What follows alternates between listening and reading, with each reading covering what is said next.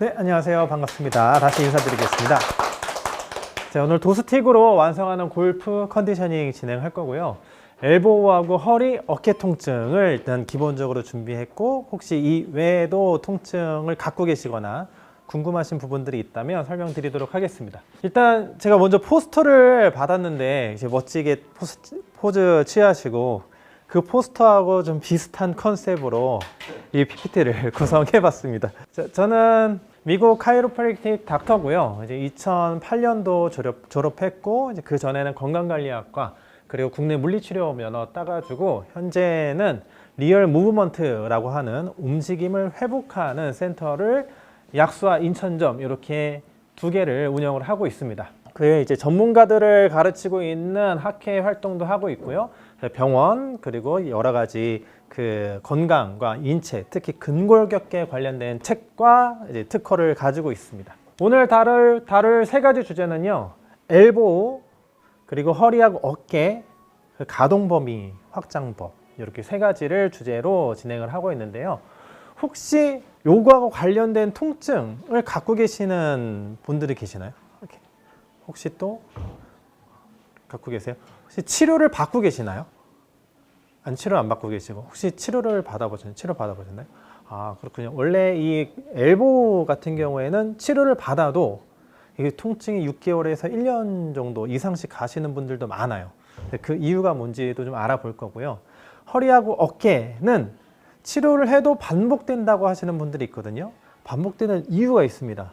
그 이유가 뭔지 알아볼 거고, 가동 범위 확장법인데요. 사실 제가 쓰고 있는 방법이지만 또 아까 단장님께서 보여주신 그 방법이 제가 쓰고 있는 방법이거든요. 그래서 아마 그렇게 그 방법대로 쓰시면 회원분들이나 이제 본인 가동 범위를 넓히는데 효과가 좋을 거라고 예상하고 있습니다.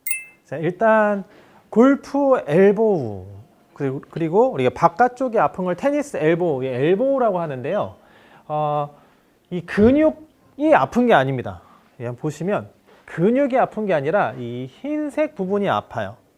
이 힘줄 부분하고 근육 부분은 아예 성질이 다릅니다. 근육은 잘 늘어나는 재질이고 힘줄은 잘 늘어나지 않는 재질이에요.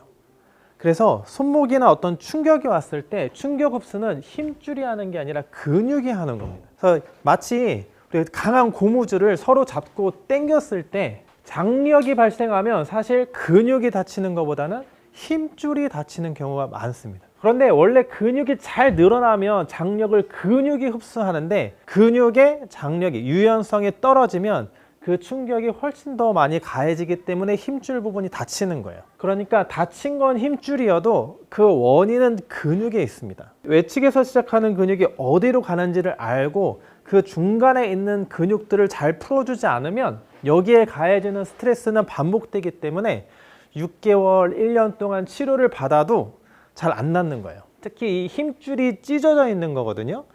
찢어져서 여기에 주사를 맞거나 침을 맞거나 충격파나 도수 치료를 받으면 회복 속도를 빠르게 만들 수는 있지만 근육이 풀어지지 않으니까 다시 당길 거 아니에요. 그러니까 또 찢어지고 또 찢어지고 해서 6개월, 1년을 가는 겁니다. 그래서 다시 말해서 결론적으로 이 부분을 치료하기 위해서는 근육을 잘 해결할 수 있어야 되겠습니다. 자, 위치를 보면요. 외측 상가염과 내측 상가염 이름은 되게 다르지만 안쪽 바깥쪽에서 시작하고요. 안쪽에서 시작하는 것도 엄지손가락 쪽으로 가고요. 바깥쪽에서 시작하는 것도 엄지손가락 쪽으로 갑니다. 그래서 혹시 통증이 있으신 분들은 바깥쪽에서부터 살살 돌려가면서 엄지손가락으로 자극을 하거나 안쪽이 아프신 분들은 안쪽에서부터 살살 돌려가면서 엄지손가락으로 가면 굉장히 강하게 뭉쳐있는 부분이 있을 거예요. 그래서 그 부분을 해결해 줘야 된다. 그럼 해결해 주는 방법은 뭐냐? 첫 번째, 도스틱으로 들러붙어 있는 근막을 부드럽게 움직여 주는 거 1번, 그다음 두 번째는 움직여 주는 거 2번. 그래서 이완을 해주고 움직여 주는 요 순서로 진행해 주시면 되겠습니다.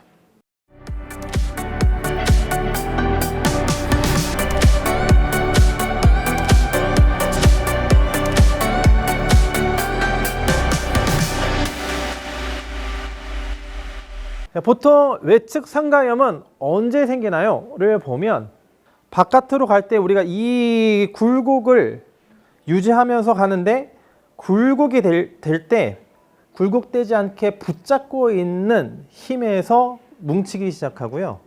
그러다가 충격을 받았을 때 다칩니다. 내측 같은 경우에는 뒷땅을 때릴 때도 충격이 가고 사실 정타를 때려도 충격이 갑니다. 그래서 둘 다 가요. 그래서 내가 뒷땅을 치지 않는다고 하더라도 평상시에 이 근육을 관리할 필요가 있습니다. 그래서 핵심 포인트는 근막을 풀어주고 반드시 능동, 가동 운동으로 연결해 주셔야 되고요. 이걸 조금 더 신경계에 관련된 유식한 말로 하면 도스틱으로 고유 수용 감각을 깨워놓고 바로 움직여야 뇌가 새로운 가동 범위를 안전하다고 인지한다. 이거입니다. 그래서 회원들한테 설명해 줄 때는 이렇게 설명해 주시면 되게 있어 보이게 들리실 거예요. 자, 첫 번째 앞통점 탐색입니다. 이건 사람마다 다 달라요. 뭉쳐있는 부분이 위에가 뭉쳐있는 사람도 있고 아래가 뭉쳐있는 사람도 있습니다. 근데 뭉쳐있는 건 뭐가 뭉쳤냐? 근육이 뭉친 거예요. 알통 생기면 우리 살살 눌러도 아프잖아요. 그래서 그냥 있는 위치, 여기서부터 여기까지의 근육들을 눌러왔을 때 아파하는 곳을 우리가 도스틱을 해야 되겠다라고 생각하시면 돼요. 어렵지 않습니다. 자, 그럼 바깥쪽, 마찬가지로 바깥쪽에서 엄지손가락으로 갈 때 아픈 부위를 찾아서 도스틱을 적용해 주시면 됩니다. 자, 그러면 어떤 느낌인지 한번 보여드리려고 하는데 혹시 통증이 좀 심하신 분이? 아니면 어떤 느낌이지? 네. 근데 실제로 통증이 있으시네. 네. 여기만 좀 있어요. 네, 그러면 먼저 체크를 아픈 부위에서부터 압을 주고 돌려서 알백인 것처럼 통 튕기는 부위를 찾는 거예요. 위에도 뭉쳐 있고 아래도 뭉쳐 있고 사실 골프를 치는데 여기가 안 뭉칠 수가 없습니다. 자, 그래서 내려와서 어디까지 뭉쳐 있는지를 먼저 체크하고요. 도스틱을 이용해서 너무 아파하는 회원이라고 하면 이 위에 부분, 고무 있는 부분을 적용해 주시면 되고요.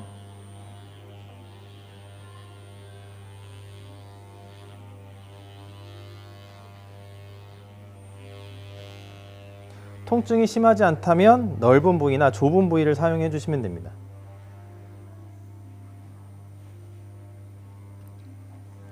자, 도스틱은 수평 진동이기 때문에 그냥 이렇게 가만히 두고 사용하는 것보다 피부를 끌고 최대한 원을 그려주시는 게 훨씬 더 효과가 좋고요. 그 다음으로는 압을 준 상태에서 손목을 늘려주시면 효과가 더 좋습니다.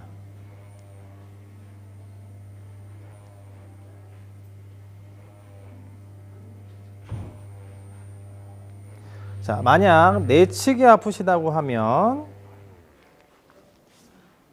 똑같이 안쪽에서부터 압을 주고 손을 안쪽 바깥쪽으로 돌리시다 보면 이렇게 딱딱하게 뭉쳐있는 부분이 있어요. 보통 근육이 연결되어 있기 때문에 그 포인트에서부터 조금씩 내려가 보면 근육 전체가 뭉쳐있는 경우도 많습니다. 자, 그래서 어떻게 뭉쳐있는지를 찾으셨으면 그 다음번에 도스틱을 이용해서 압을 주고 천천히 끝까지 움직여 주세요.